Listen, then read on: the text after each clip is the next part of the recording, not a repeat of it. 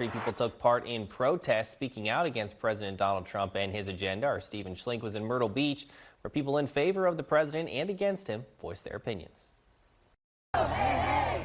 Oh, oh.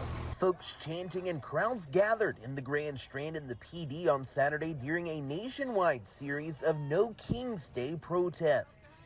There were two separate protests held in Myrtle Beach and one in Florence. While organizers say it's the time to protest President Trump and some of his policies, protesters and counter-protesters say they wanted to come out for different reasons. We've got a military parade going on in D.C. where, Russia and North Korea do military parades. The U.S. does not need to. The leadership in Washington today is a one-way street, and forget about everybody else. Why should an imaginary border make somebody a criminal? None of these people are acting like a true American. To be more loving and kind and give it all to Jesus. Protesters spent the morning at Chapin Memorial Park in Myrtle Beach and then headed over to City Hall in the afternoon.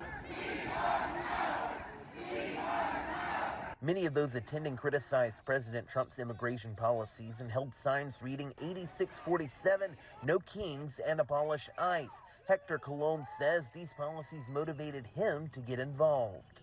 January 1st, I was never in politics, but today I'm fired up and I'm out here supporting the Democratic Party. Gretchen McAllister says her concerns span from health care to ICE deportations. Our country was started as a country of immigrants.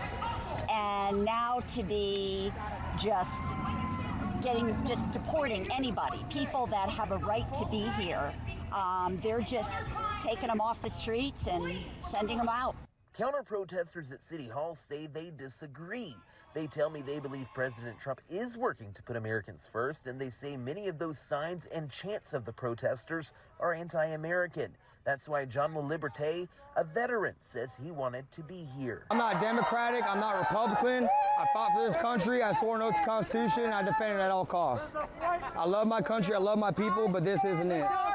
While police were on site, protesters and counter-protesters remained peaceful. Stephen Walters Jr., who says he doesn't identify with one side or another, says that's what we need more of. I will be on both sides, but we have to show love. We have to show kindness.